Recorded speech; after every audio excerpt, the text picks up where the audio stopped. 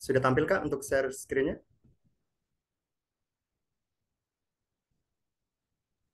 Masih loading, Pak. Proses. Masih loading. Masih loading kakak. Di proses.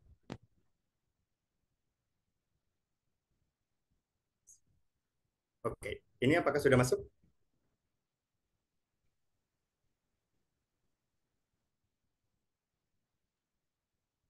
Belum, Mas.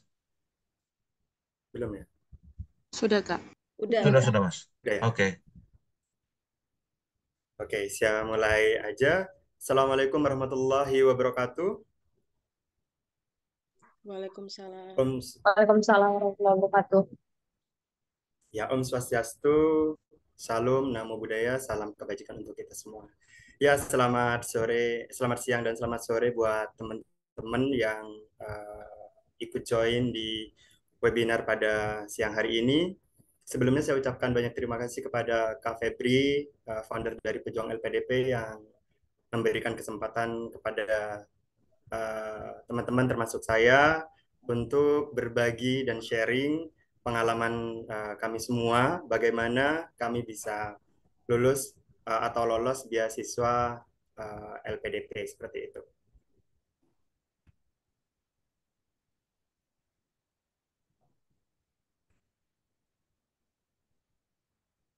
Sedikit saja perkenalan dari saya, walaupun tadi sudah perkenalan karena tak kenal maka tak sayang. Perkenalkan, nama saya Sukron Makmun, biasanya dipanggil Koko atau K. Saya berasal dari Bangkalan Madura, tapi saya berdomisili dan ber-KTP di Jakarta. Dan saya lulusan Universitas Jatinegara Indonesia Jakarta dengan programnya itu S1 Komunikasi, untuk konsentrasinya itu jurnalistik. Kemudian saya akan melanjutkan studi saya di Universitas New South Wales di Sydney, Australia, relate dengan program saya S1, yakni di Master of Journalism. Ini teman-teman kalau misal nanti mau tanya-tanya terkait beasiswa LPDP luar negeri, bisa tanya melalui media sosial saya yang saya cantumkan di bawah. Insya Allah nanti saya akan bantu terkait wawancara dan lain sebagainya. Oke, kita langsung lanjut saja ke tes yang ketiga atau tes yang terakhir yang merupakan babak penentu untuk kita menerima beasiswa LPDP atau tidak. Karena walaupun ketiga seleksi administrasi, seleksi tes TBS, kemudian yang terakhir ini tes wawancara atau substansi, tiga-tiganya sama-sama penting, namun babak penentunya itu di seleksi substansi atau wawancara. Ini berdasarkan dari hasil riset saya dan pengalaman saya mendaftar beasiswa LPDP itu 2 kali, dan yang kedua kalinya alhamdulillah saya lolos. Untuk yang pertama, teman-teman yang harus teman-teman pahami, mungkin tadi sudah beberapa kali disinggung terkait hal tersebut, yakni paham dengan apa yang teman-teman tulis, baik itu esainya teman-teman ataupun CV-nya teman-teman, karena berdasarkan hasil riset yang dilakukan beberapa awardee termasuk saya, para pewawancara itu akan menanyakan yang pertama itu dari esainya. Saya waktu pertama kali daftar itu 95-98% itu yang ditanyakan itu dari esainya itu benar-benar dikulik dari A sampai Z. Sedangkan di CV-nya itu cuma sedikit saja. Kemudian yang kedua itu ditanyakan CV-nya saja. Itu saya yang kemarin ketika daftar yang kedua kalinya itu benar-benar CV semua, sedangkan esai itu benar-benar cuma sedikit saja yang disentuh. Sedangkan CV-nya itu saya ditanyakan banyak sekali dikulik. Mulai dari apa yang saya tulis di CV. Jadi teman-teman, ketika teman-teman menuliskan di CV, kemudian menuliskan di esai, itu wajib sekali teman-teman research. Apapun itu. Mulai dari yang pertama sampai yang terakhir, dari A sampai Z, itu teman-teman wajib research. Contohnya saya mencantumkan penelitian saya waktu S1, di mana penelitian S1 saya itu sudah berlangsung 4 atau 5 tahun yang lalu. Yang otomatis ketika saya nggak riset, walaupun itu apa namanya, saya yang nulis, pasti akan agak lupa seperti apa. Dan itu out of the box sekali. Itu benar-benar ditanya. Dan itu benar-benar ditanyakan satu persatu berdasarkan CV, berdasarkan jawaban dari yang kita sampaikan kepada si interviewersnya.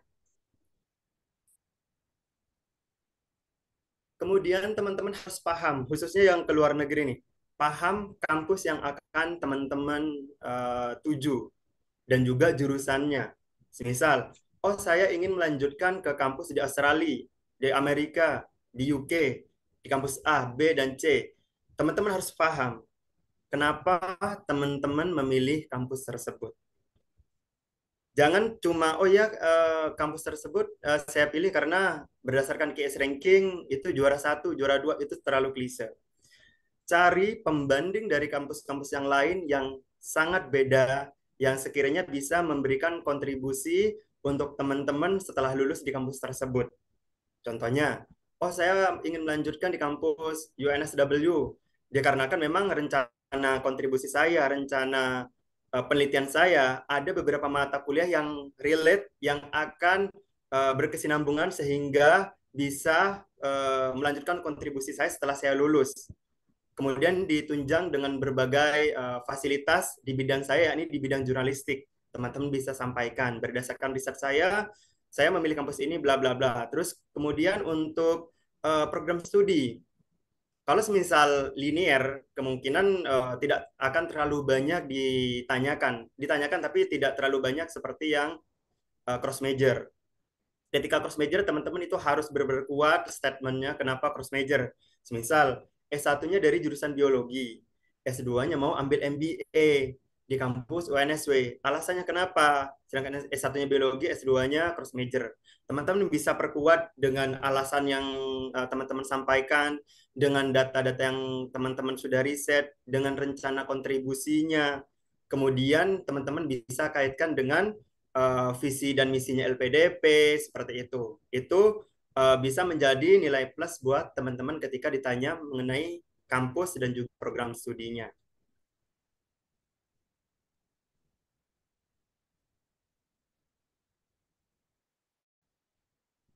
Selanjutnya ini kuasai rencana studi dan juga riset plan-nya.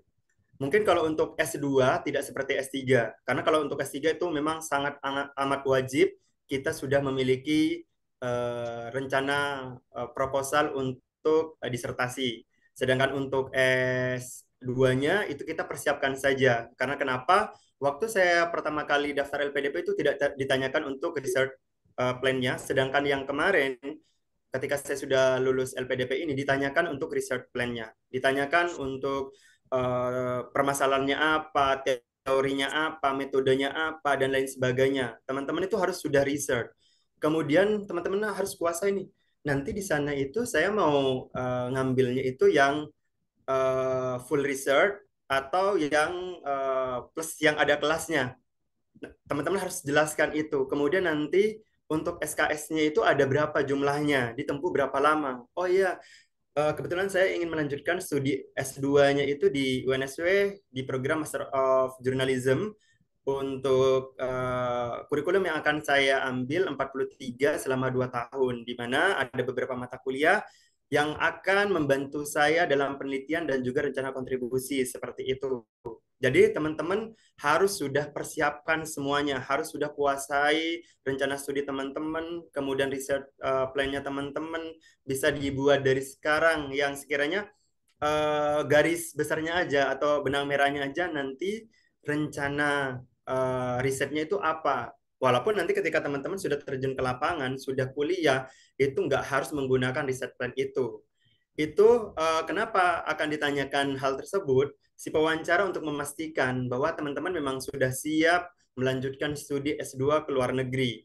Jadi ketika teman-teman sudah ditanyakan, oh research plan-nya ini, judulnya ini, kemudian latar belakang dan lain sebagainya ini, si pewawancara akan yakin, oh anak ini sudah siap untuk melanjutkan studi ke luar negeri. Jadi ketika awalnya si pewawancara, ketika ketiga-tiganya ngasih pertanyaan tersebut dan teman-teman tidak menjawab, yang awalnya mereka mau ngasih tiket nih buat teman-teman lolos, keep dulu deh, siapa tahu nanti ada yang bisa menjawab hal tersebut, kayak gitu. Jadi Ini akan menjadi nilai plus buat teman-teman ketika ditanyakan rencana studi dan juga master plan-nya.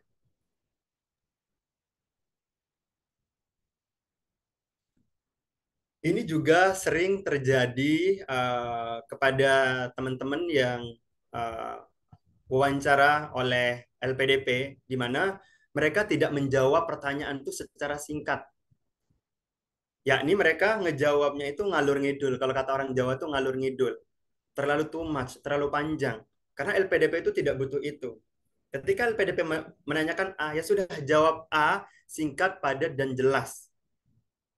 Seperti itu. Jadi ketika teman-teman ditanyakan apa alasan melanjutkan studi di UNSW, oh teman-teman jawabnya A, B, C, D, E, F sampai Z, itu akan terlalu too much dan pewawancara akan bosan mendengarnya, apalagi jawabannya terkesan template. Jadi pastikan teman-teman menjawab jawabannya itu simple, jangan terlalu panjang, langsung poinnya saja dari pertanyaan tersebut. Itu akan menjadi nilai plus buat teman-teman.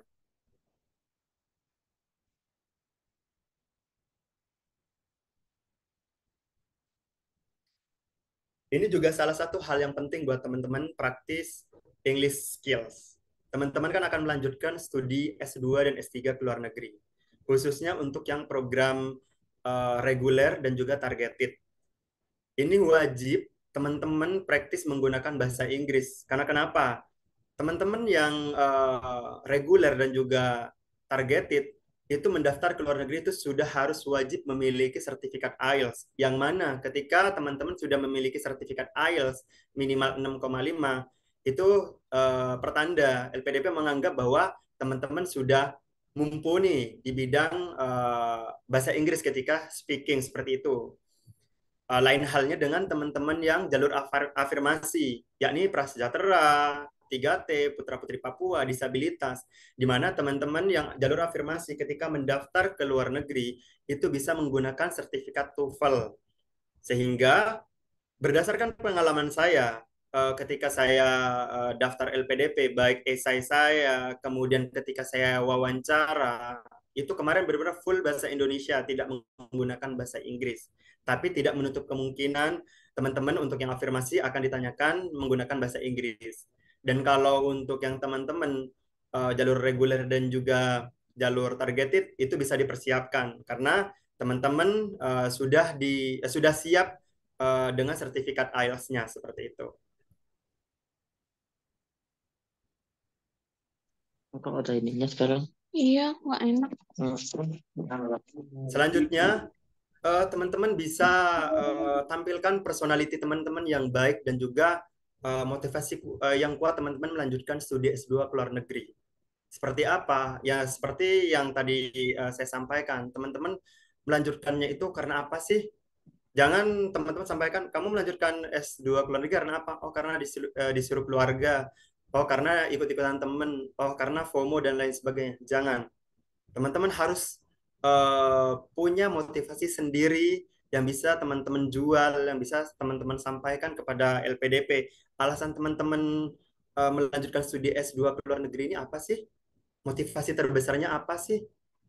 Contohnya saya ketika ditanya apa sih yang menjadi motivasi terbesar saya melanjutkan studi S2 ke luar negeri, ini terjadi pada diri saya dan real life saya di kampus, di mana kampus dosen di kampus saya untuk jurusan jurnalistik itu hanya satu.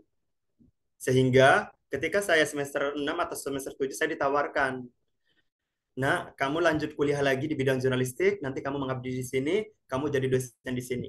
Itu saya jual ke LPDP. Saya ketika ditanyakan apa motivasi terbesar kamu melanjutkan studi S2 ke luar negeri, baik salah satu motivasi terbesar saya adalah saya ingin mengabdi sebagai dosen di kampus terdahulu saya, dikarenakan kampus saya sebelumnya untuk dosen lulusan murni jurnalistik hanya satu saja, sehingga Kaprodi dan juga dekannya menyarankan saya untuk melanjutkan studi S2. Kemudian saya mengabdi kembali ke kampus saya terdahulu dan mengajar sebagai dosen di bidang jurnalistik. Kemudian selanjutnya teman-teman harus merespon secara kritis dan pertanyaan yang disampaikan itu secara santai. Ini akan dirasakan oleh teman-teman ketika pertanyaannya itu sudah benar-benar sudah mendalam, terus teman-teman nggak bisa ngontrol, pasti nada suara itu akan naik. Dan teman-teman kebanyakan nggak bisa kontrol. Dan ini saya dapat riset beberapa di teman-teman saya yang tes wawancara LPDP. Jadi ketika ditanya ada beberapa pertanyaan yang memang itu sangat kritis sekali dari pewawancaranya, kemudian kita seolah-olah dikejar, kemudian kita tidak bisa respon secara kalem atau secara santai sehingga beberapa kali nadanya terlihat tinggi seperti itu. Padahal kita tidak bermaksud seperti itu secara spontanitas saja. Jadi teman-teman harus perhatikan juga nih ketika ada pertanyaan apapun yang ditanyakan oleh LPDP, karena kita tidak akan pernah tahu teman-teman akan ditanyakan itu lewat mana, kanan, kiri, depan, atas, bawah. Contohnya saya, LPDP tidak menanyakan atau tidak meminta saya perkenalan. Langsung masuk, selamat pagi, kebetulan saya dapat jam 8 pagi, langsung sebutkan atau ceritakan latar belakang pendidikan Anda. Langsung seperti itu. Jadi ya sudah, kita ibarat kata gini, kita mau berperang nih, mau berperang seminggu lagi, kita harus sudah mempersiapkan senjatanya dari sekarang. Semisal, oh saya harus bawa bom molotov, saya harus bawa bambu runcing, saya harus bawa granat dan lain sebagainya. Ketika saya diserang dari kanan, saya bisa pakai bom. Ketika saya diserang dari kiri, oh saya bisa pakai bambu runcing. Ketika saya diserang dari atas, saya bisa pakai ini. Jadi, teman-teman sudah siap semua. Mau ditanyakan lewat jalur manapun, teman-teman sudah siap nih dengan apa yang akan pewawancara tanyakan kepada teman-teman seperti itu. Next, seperti yang disampaikan oleh kakak sebelumnya, ini wajib jujur dan jadi diri sendiri teman-teman. Seperti apapun teman-teman keadaannya, itu tidak boleh teman-teman berbohong. Karena kenapa? Yang kita hadapi ini ibarat kata bukan orang biasa atau dosen biasa. Karena ada psikolog, ada akademisi, bahkan ada orang LPDP yang akan tahu. Mereka bukan cuma mewawancarai satu dua orang, mungkin bahkan sudah lebih dari ribuan, bahkan puluhan ribu orang yang mereka wawancarai, sehingga mereka bakalan tahu karakternya orang-orang. Oh ini jujur, oh ini bohong, oh ini sepertinya tidak seperti ini. Teman-teman jawab sejujur-jujurnya apapun yang ditanyakan. Seperti yang kakak tadi sampaikan, ketika ditanyakan, kamu sudah email calon supervisormu? Kalau semisal teman-teman belum, jawab saja, oh saya belum Bu. Mungkin setelah ini saya akan email calon supervisor saya. Kebetulan saya sudah memiliki rencana riset dan lain sebagainya. Jangan nanti teman-teman belum email si calon supervisornya, tiba-tiba teman-teman sudah bilang, oh sudah Bu. Kalau teman-teman misal sudah selesai di situ saja, oke aman. Biasanya si wawancaranya bakalan tahu, oh anak ini bohong nih. Dia bakal minta, ada buktinya, bisa ditampilkan nggak buktinya? Seperti itu. Jadi teman-teman harus benar-benar aware akan hal tersebut seperti itu. Contohnya seperti saya pas waktu yang gagal, itu saya ditanya karena memang rencana kontribusi saya itu akan salah satunya selain jadi dosen akan mendirikan media online sendiri. Ditanyakan, Anda sudah tahu seperti apa mekanismenya, cara mendirikan media online, terus apa namanya surat-surat dan lain sebagainya. Karena memang saya belum pernah riset, saya hanya memang itu rencana jangka panjang setelah saya lulus S2, maka saya tidak terlalu riset akan hal tersebut. Saya jawab, Bu, akan hal tersebut saya belum riset secara jauh karena memang untuk mendirikan media online itu setelah saya lulus dari S2, setelah saya mengabdi sebagai dosen seperti itu. Lebih baik teman-teman seperti itu. Dan teman-teman tidak boleh jadi orang lain. Ketika teman-teman sebelumnya sudah latihan nih, latihan wawancara dengan para awardi, kemudian teman-teman dikasih masukan misal beberapa pertanyaan ketika apa namanya pertanyaan tentang A. Contohnya, apabila kamu gagal LPDP, apa yang akan kamu lakukan? Teman-teman menjawab dengan template seperti yang sebelum-sebelumnya diajarkan. Sebenarnya nggak salah, tapi itu yang saya rasakan sendiri ketika saya latihan dan menjawab dengan hal tersebut, kemudian ditanyakan oleh si pewawancaranya, Mas pernah ikut mock up wawancara? Iya Bu, kebetulan saya ikut waktu dulu ya, itu tahun 2022. Saya ikut Bu dengan bla bla bla bla bla bla. Oh, pantesan jawabannya template. Jadi teman-teman jangan jadi orang lain. Teman-teman boleh mengikuti, tapi teman-teman ATM, amati, tiru dan modifikasi. Jangan sampai yang tiplek sama seperti itu.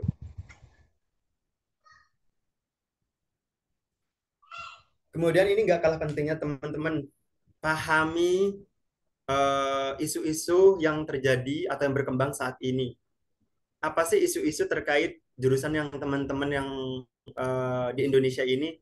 Contohnya semisal saya mau ambil magister ilmu politik di luar negeri. Isu-isu tentang politik ini yang lagi berkembang itu apa?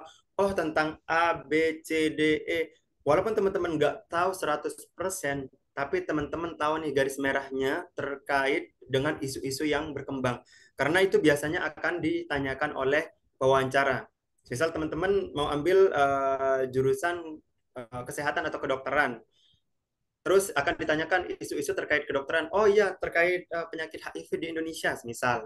S2 mau ngambil kedokteran di luar negeri. Ditanyakan, untuk isu-isu HIV di Indonesia itu seberapa besar sih orang Indonesia terjangkit virus HIV? Kemudian di daerah mana sih yang paling banyak terjangkit HIV-nya? Kemudian rentan usianya itu dan faktor penyebabnya itu apa? Ketika teman-teman tidak paham dengan isu hal tersebut, teman-teman ya sudah tidak akan bisa menjawab hal tersebut, kemudian akan mengurangi nilai dari pertanyaan tersebut seperti itu.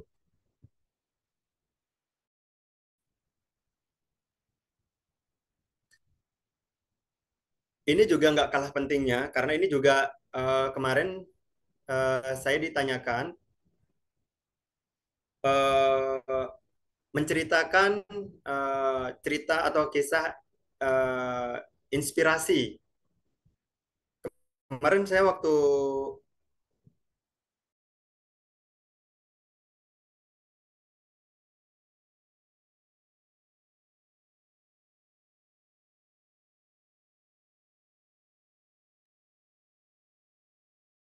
Kakak kayaknya jaringan terpental. Iya, sebentar ya teman-teman.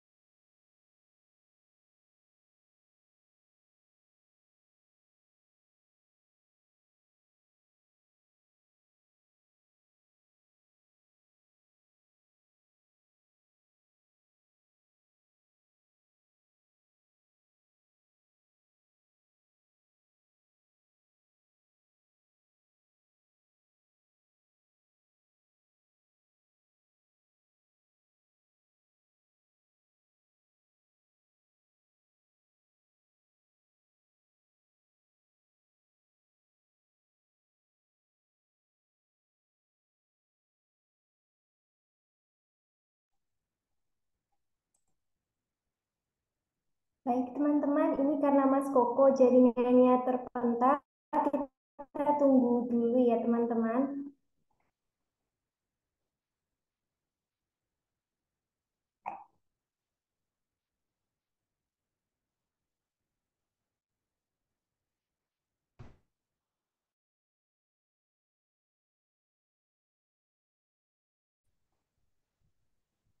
oke, bisa dilanjut Kak? Baik, silakan Mas Koko. Sebentar. Tiba-tiba keluar. Sebentar, sebentar.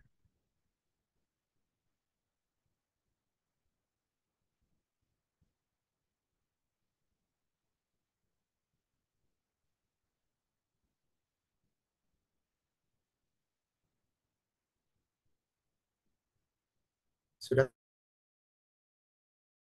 tampil? Masih loading, Mas Koko. Oke, sebentar.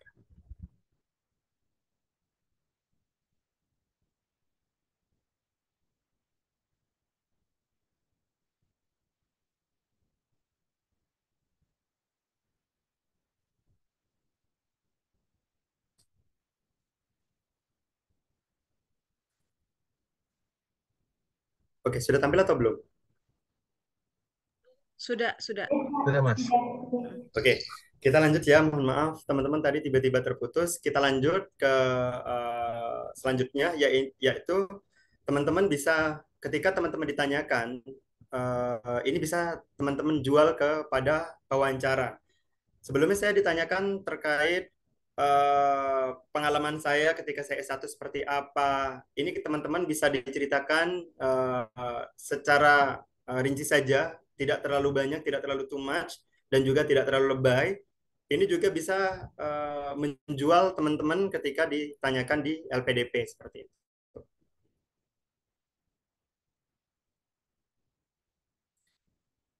Oke, ini salah satu juga yang penting ya teman-teman. Tadi juga sudah disinggung, attitude dan pakaian itu juga salah satu penilaian juga oleh pewawancara LPDP, di mana salah satu attitude yang teman-teman harus teman-teman jaga mulai dari teman-teman buka kamera, mulai wawancara sampai selesai, yakni teman-teman harus eye contact, kemudian body language-nya harus juga dijaga.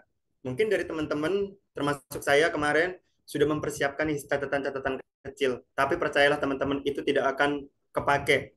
Karena kenapa? Kita nggak akan ada waktu untuk mencari catatan tersebut. Seperti itu. Jadi teman-teman fokus saja dengan kamera, teman-teman persiapkan dengan matang, teman-teman riset semuanya, apa yang teman-teman tulis, kemudian gunakan baju yang sopan. Contohnya, buat yang cowok gunakan baju yang berkerah atau batik, atau boleh menggunakan jas atau blazer. Kemudian yang ceweknya sama seperti itu. Itu juga akan menjadi penilaian buat teman-teman ketika nanti teman-teman diwawancarai oleh LPDP.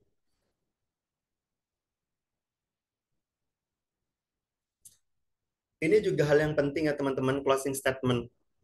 Walaupun nggak semua dari kita ditanyakan closing statement termasuk saya, tapi ketika teman-teman ditanyakan closing statement itu harus merangkum dari keseluruhan apa yang teman-teman apa yang teman-teman jawab, apa yang teman-teman tulis, apa yang mereka tanyakan ketika ditanyakan. Ketika saya kemarin pas waktu 2023 wawancara itu tidak diminta closing statement.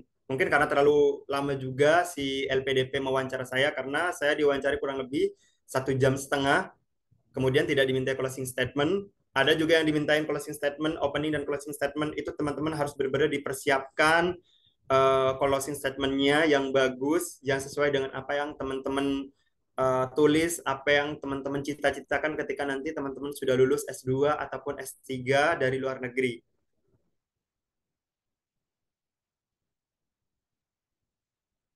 Practice with interview simulation ini juga salah satu yang penting yang teman-teman.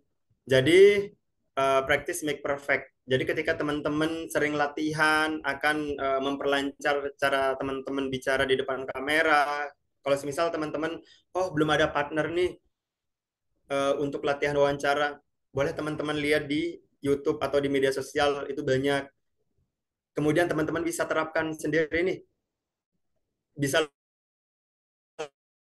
teman-teman rekam menggunakan handphonenya, nanti bisa teman-teman review, atau teman-teman bisa praktek di depan kaca, seolah-olah teman-teman ini sebagai interviewer, sebagai juga yang diinterviewnya.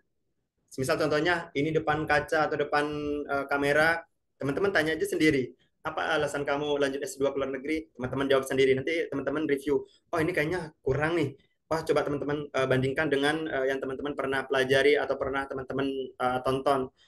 Semakin teman-teman sering latihan, ketika teman-teman diwawancara itu akan semakin lancar seperti itu. Itu akan melatih tang atau lidah kita itu semakin mudah mengucapkan apapun itu. Jadi kita akan mengurangi yang namanya itu pleset lidah, kemudian yang kayak akan berkurang ketika teman-teman sering latihan interview dengan diri sendiri atau orang lain seperti itu. Oke, mungkin itu saja yang bisa saya sampaikan terkait tips and trik lulus beasiswa ke luar negeri. Nanti apabila ada yang ditanyakan bisa langsung setelah ini. Terima kasih, saya kembalikan ke moderator.